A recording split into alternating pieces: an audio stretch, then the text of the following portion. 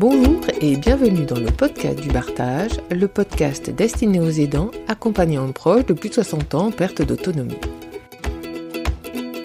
Edwige, Mathilde et moi-même Valérie, professionnels en gérontologie, vous proposons une rubrique sonore chaque semaine. Des informations, des conseils, des idées, des astuces, bref, de quoi vous accompagner au mieux durant tout l'été. Alors, avertissez vos oreilles, nous sommes tout près de vous.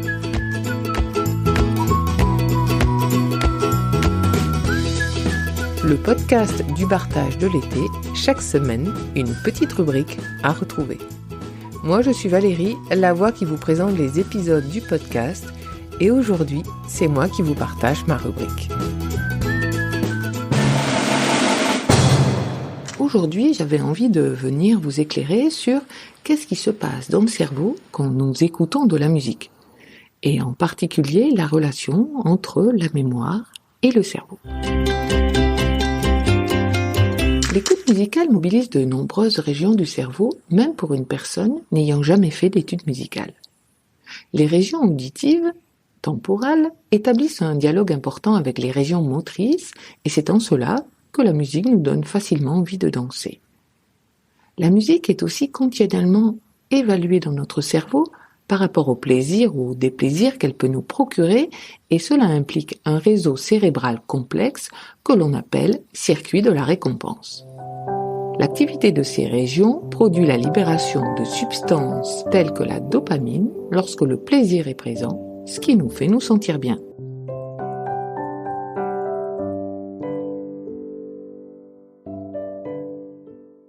Aujourd'hui, grâce aux travaux des neurosciences, on sait que l'exposition à la musique a des effets positifs sur la mémoire, et notamment chez les personnes atteintes d'Alzheimer. Alors la musique aurait-elle ce pouvoir extraordinaire de s'enraciner profondément dans notre mémoire et de réactiver des capacités cognitives qu'on croyait perdues à jamais ? Dans les institutions qui accueillent les malades d'Alzheimer, il est fréquent de voir des patients entonner avec une vitalité inattendue la Java bleue et autres chansons apprises dans leur jeunesse, alors qu'ils ne se souviennent même pas de leur prénom. La musique est traitée par notre cerveau de manière automatique, sur un mode involontaire, et elle est stockée dans notre mémoire implicite. Beaucoup de nos connaissances et de nos représentations musicales sont acquises par exposition naturelle, nous dit Emmanuel Bigard, chercheur à ce sujet. Bien avant de naître, nous dit-il, le bébé mémorise les œuvres musicales et est capable de les reconnaître un an après sa naissance sans les avoir réentendues. À l'autre extrémité de la vie, même lorsque les activités linguistiques disparaissent, notamment au stade avancé de la maladie d'Alzheimer, la musique reste accessible. Non seulement elle redonne le goût de communiquer, de sourire et de chanter, mais elle parvient à réveiller la mémoire et les événements qui lui sont associés. Hervé Platel, professeur de neuropsychologie à l'université de Caen, est l'un des premiers chercheurs dans les années 90 à avoir observé le cerveau exposé à la musique. Grâce aux nouvelles technologies, comme l'IRM par exemple, il a identifié les réseaux du cerveau impliqués dans la perception et la mémoire musicale. Jusqu'alors, et de manière empirique, on considérait que le cerveau gauche était celui du langage et le droit celui de la musique. Or, c'est bien plus compliqué que cela. La mémoire musicale partage ainsi avec celle des mots des zones de l'hémisphère gauche qui permet notamment de nommer le nom de l'œuvre musicale, alors que l'hémisphère droit assure l'analyse perceptive, c'est-à-dire qu'on reconnaît la mélodie. Cette spécificité confère à la mémoire musicale une supériorité par rapport à la mémoire verbale. Lorsqu'un malade présente une lésion à l'hémisphère gauche, le langage, les aires homologues droites ne compensent généralement pas ce déficit. En revanche, le malade pourra généralement toujours percevoir, mémoriser la musique, sans la nommer, et en retirer du plaisir. Cette persistance de la mémoire musicale s'observe particulièrement chez les malades d'Alzheimer, y compris dans les situations d'apprentissage. L'équipe d'Hervé Platel a réalisé des travaux en collaboration avec le docteur Odile Le Tortu et ils ont montré que des patients cas modéré et sévère de la maladie d'Alzheimer, a priori incapable de mémoriser une nouvelle information, réussissait à apprendre des chansons nouvelles d'une dizaine de lignes en moins de 8 semaines, 8 séances d'1h30. Et, fait encore plus étonnant, certains d'entre eux s'en souvenaient et pouvaient entonner les mélodies 4 mois après l'arrêt de l'atelier.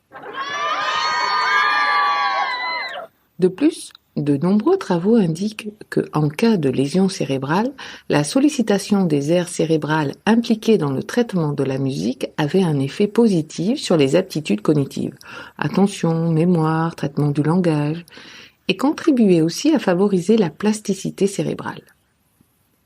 La répétition de stimuli musicaux contribue à favoriser les échanges d'informations entre les 2 hémisphères et à augmenter le nombre de neurones qui assurent cette communication, ce qui a pour effet de modifier la structure du cerveau, continue Hervé Plettel.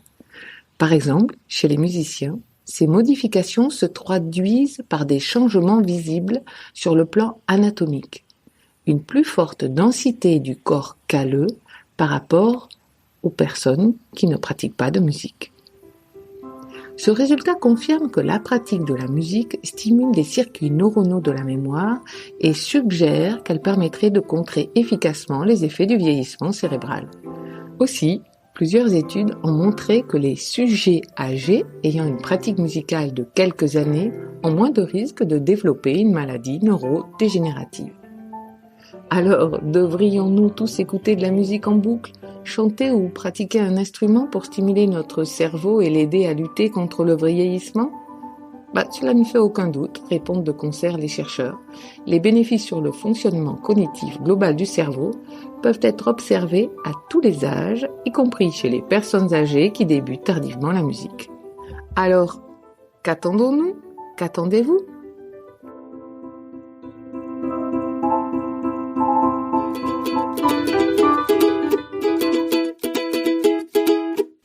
En espérant que cette rubrique estivale vous éclaire un peu et vous apporte de la ressource. Retrouvez plus d'informations sur le contenu dans le descriptif de l'épisode sur le site lebartage.fr en minuscules et tout attaché à l'onglet podcast et blog.